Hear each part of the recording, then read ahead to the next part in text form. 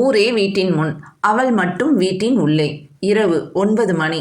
ஒரு அழகான பசுமை நிறைந்த கிராமம். அந்த கிராமத்தில் ஒரு பழைய கால ஓட்டு வீடு. அந்த வீட்டு முன்னாடி அன்னைக்கு இரவு ஊரே கூடியிருந்துச்சு. என்ன நடக்குது, ஏன் கதவு திறக்கல, எல்லாரும் தங்களுக்குள்ள பேசிக்கிட்டு இருந்தாங்க. வாங்க நாமும் போய் பார்ப்போம். கிறிஷ் கதவை விடாம தட்டிக்கிட்டு இருந்தான். காலிங் பெல்ல மீண்டும் மீண்டும் அழுத்தினான். ஆனா கதவு திறக்கப்படவே இல்லை. அவன் அந்த வீட்டோட உரிமையாளர். அவனோட குடும்பம், தாய், தந்தை, மனைவி, 45 நாள் குழந்தை. அன்னைக்கு தான் அவங்க அம்மா, அப்பா, அவனோட சகோதரிகள் எல்லாம் ஊருக்கு போயிருந்தாங்க. வீட்டில் அவன் மனைவி மட்டும் அந்த சின்ன குழந்தையோட வீட்டில் இருந்தா. இரவு வேலை முடிச்சு வீட்டுக்கு வந்தவன் கதவை தட்டினான். பதில் இல்லை. மீண்டும் மீண்டும் கதவை தட்டினான். மீண்டும் பதில் எதுவும் இல்லை. அவன் தொடர்ந்து காலிங் பெல்ல அழுத்த ஆரம்பிச்சான். வீடே கிழிஞ்சிடும் போல இருந்துச்சு அந்த சத்தம். அவனோட மனசு பதற ஆரம்பிச்சுது. என்ன ஆச்சு அவளுக்கு? ஏதாவது ஆயிடுச்சா? ஏன் அவள் கதவை திறக்க மாட்றா? அவன் தட்டும் வேகம் அதிகமானது. அவன் மூச்சு கூட சரியா வரல. கொஞ்ச நேரத்துல கூட்டம் கூட ஆரம்பிச்சுது. ஏன்பா கிறிஷ், சண்டையா? ஏதாச்சும் விபரீதமா? சில வார்த்தைகள். ஆனா அந்த வார்த்தைகள் அவனோட மனசுக்கு தீயே போட ஆரம்பிச்சுது. பக்கத்து வீட்டினர் கோவமா வந்தாங்க. இந்த பெல்லு சத்தம், மனுஷங்க தூங்க வேணாமா? இப்படி பெல் அடிச்சிட்டு இருந்தா என்ன அர்த்தம் அப்படின்னு சத்தம் போட்டாங்க. அவங்க இவனோட பங்காளி தான். அவங்க இருவருக்கும் வீட்டை பிரிக்கும் போது பகை ஏற்பட்டுச்சு. அதிலிருந்து இருவருக்கும் பேச்சுவார்த்தை கிடையாது. சிறிது நேரத்தில் அந்த வீட்டில் இருந்த வயதானவர் சொன்னா, இப்படி பெல் அடித்து எல்லாரோட தூக்கத்தையும் கெடுக்கிறதுக்கு பதிலாக எங்கள் வீட்டு வழியாக போய் தோட்டத்து சைடு போயிட்டு பின்பக்க கதவு வழியாக பாரு, திறந்துருக்கா அப்படின்னு. அங்கே இருந்தவங்க சொன்னாங்க, என்ன கிறிஷ் இப்போ போய் யோசிச்சுட்டு இருக்க? அதான் அவர் சொல்கிறாருல்ல, அவர் வீட்டு வழியாக போய் தோட்டத்து சைடு போய் பாரு, தோட்டத்து கதவு திறந்துருக்கா, இல்லை உன் பொண்டாட்டி என்ன பண்ணுறான்னு அப்படின்னு சொன்னாங்க. அவனும் வேறு வழி இல்லாமல் பல நாளாக போகாத பங்காளி வீட்டு வழியாக உள்ள போனவன் வேலியை தாண்டி குதிச்சான். வேலியை தாண்டி குதிச்சு பின்பக்க கதவு திறந்துருக்கான்னு செக் பண்ணான். அங்கே பின்பக்க கதவு திறந்தில்லை. அவன் கடகடன்னு ஓட்டின் மேல் ஏறினவன் அங்கே சூரிய வெப்பம் உள்ளே வர்றதுக்காகவும் சூரிய ஒளி உள்ளே வர்றதுக்காகவும் பதிக்கப்பட்டிருந்த கண்ணாடியின் வழியாக உள்ளே பார்த்தான். அங்கே அவன் மனைவியும் குழந்தையும் படுக்கையில் இருந்தார்கள். அவன் கீழே இறங்கி பின்கதவை உதைத்தான். அது ஒரு பழைய கதவு. ஒரு பலமான உதைப்பு, அடுத்த தொடர்ந்து விழுந்த பலமான உதைப்புகள். அந்த நேரத்தில் அந்த கதவு திறந்து விழுந்துச்சு. அவன் வீட்டின் உள்ளே சென்று மனைவியும் குழந்தையும் படுத்திருந்த அறைக்கு போனான். போயிட்டு மனைவியும் குழந்தையும் படுத்திருந்த இடத்துல பதட்டத்தோடு போய் நின்று பார்த்தான். அவ்வளவு சத்தத்திலும் எழுந்திருக்காத அவனோட மனைவி அவன் அமைதியாக அவள் பக்கத்தில் நின்று அவளையும் குழந்தையும் உற்று நோக்கும் பொழுது அவள் எழுந்தாள். என்ன ஆச்சு என்று கேட்டாள். அவனுக்கு கோபம் தலைக்கு ஏறியது.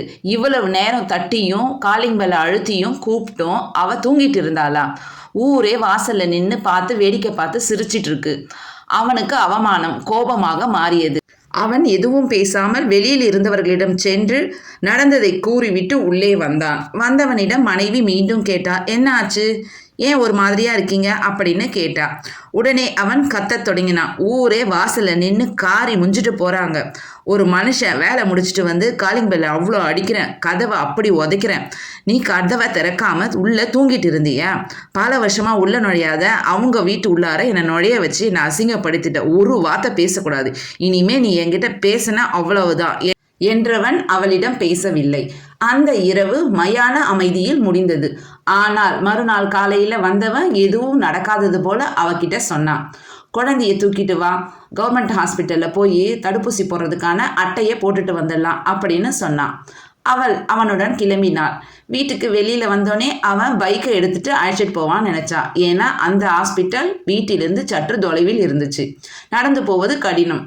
ஆனா அவன் அவளை வண்டி வேணாம், நடந்தே வா அப்படின்னு சொன்னான். அவளும் வேறு வழியின்றி நடந்து சென்றாள். வழி எங்கும் அவன் நல்லா சிரிச்சு பேசிக்கிட்டே அவ கூட வந்தான். எதுவுமே நடக்காதது போல நடந்துக்கிட்டான். ஹாஸ்பிட்டலுக்கு போயிட்டு தடுப்பூசி அட்டையை போட்டுட்டு திரும்பி வர்ற வழியிலும் அதே தான், நல்லா சிரிச்சு பேசிட்டு வந்தான். வழி எங்கிலும் அவன் சிரிச்சான், அவளுடன் பேசினான். எதுவுமே நடக்காதது போல நடந்துக்கிட்டான். வீடு வந்ததும் மீண்டும் அமைதி, மீண்டும் மௌனம், மீண்டும் கோபம். அப்போதுதான் அவளுக்கு புரிஞ்சிச்சு, நேத்திக்கு சண்டையான்னு கேட்ட எல்லாருக்கும் பதில் சொல்ல முடியாது. அதனால இன்னைக்கு அவன் செஞ்ச செயல் எல்லாருக்கும் தெளிவான பதிலை கொடுத்துட்டு இருக்கோம். புருஷனுக்கும் பொண்டாட்டிக்கும் எந்த சண்டையும் இல்லை அப்படிங்கிறது. அதுக்காக தான் அவன் வண்டியில கூட்டிட்டு போவாம அவளை அவ்வளவு தூரம் நடத்தியே கூட்டிட்டு போயிருக்கான். ஆனா அவளோட வலி யாருக்கும் தெரியல. அவள் 45 நாள் குழந்தை பெற்ற உடல். பல நாட்களாக தூக்கம் இல்லை. ராத்திரியெல்லாம் அழற குழந்தைய சமாதானப்படுத்துறதுனால இரவு நேரங்களில் சரியான தூக்கம் இல்லை. உறவினர்கள் வந்தாங்க, குழந்தைய பார்க்கறதுக்குன்னு வந்தாங்க. இவனுடைய அக்கா தங்கைகள் எல்லாம் அவங்க குடும்பத்தோட வந்தாங்க. அவங்க எல்லாருக்கும் பகல்லையும் இரவிலையும் 3 வேளையும் விருந்து சமைச்சு பரிமாறணும். தன்னையே பார்த்து கொள்ள முடியல. உறவினர்கள், கணவன், மாமனார், மாமியார், குழந்தை, இப்படி இரவும் பகலும் தூக்கம் இல்லாம எல்லாரையும் கவனிச்சுக்கிட்ட அவளை பார்த்துக்கவே முடியல. அன்றுதான் அவனுடைய சகோதரிகள் மற்றும் உறவினர்கள் எல்லாம் அவங்க வீட்டுக்கு கிளம்பி போனாங்க. இவனுடைய பெற்றோரும் அவங்க பொண்ணுங்களோட சேர்ந்து ஊருக்கு போகிறதா சொல்லி அவங்களோட கிளம்பி போனாங்க. அவங்கள கணவனும் மனைவியுமா வழி அனுப்பி வச்சாங்க.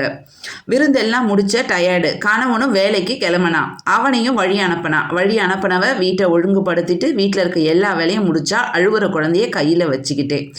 அதன் பிறகு அவள் இரவு உணவை தயாரித்தாள். தயாரித்து முடித்தவள் அழுத குழந்தைய சமாதானப்படுத்திட்டு இருந்தாள். குழந்தையை படுக்கையில் போட்டு தட்டி தூங்க வைக்க தொடங்கினாள். பல நாள் வேலை பளு, உடல் அசதி, நல்ல உறக்கம் இல்லாதது, அந்த மழைக்கால இரவின் குளிர், இவை அனைத்தும் சேர்ந்து அவளை எங்கோ அழைத்து கொண்டு சென்று விட்டது. அன்று அவள் உறங்கினாளா அல்லது மயங்கினாளா அல்லது அவள் உயிர் அவள் உடலை விட்டு பிரிந்து சென்று திரும்பி வந்ததா? அது என்ன நடந்துச்சுன்னு அவளுக்கு இன்னைக்கு வரைக்கும் தெரியாது. அது அவளுக்கு விடுபடாத விடுகதையாகத்தான் உள்ளது இன்று வரை. அத்துணை முறை ஒலித்த காலிங் பெல் சத்தம், கூப்பிட்ட குரல்கள், கதவை தட்டிய சத்தம், கதவை உடைத்த சத்தம் எதுவும் அவளை எழுப்பவில்லை. ஆனால் சத்தம் அடங்கிய பின்பு எது அவளை எழுப்பியது என்று இதுவரை அவளுக்கு புரியவில்லை. இங்கு பெண்களின் வலி மறைக்கப்படுகிறதா அல்லது மறுக்கப்படுகிறதா?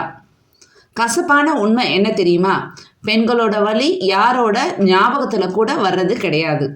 அது ஒரு உணர்ச்சி இல்லை, அது ஒரு அங்கம். நம்ம உடம்புல ஒரு உறுப்பை போல பெண்களோட வலியும் அவங்களோட ஒரு உறுப்பாகவே மாறிடுச்சு.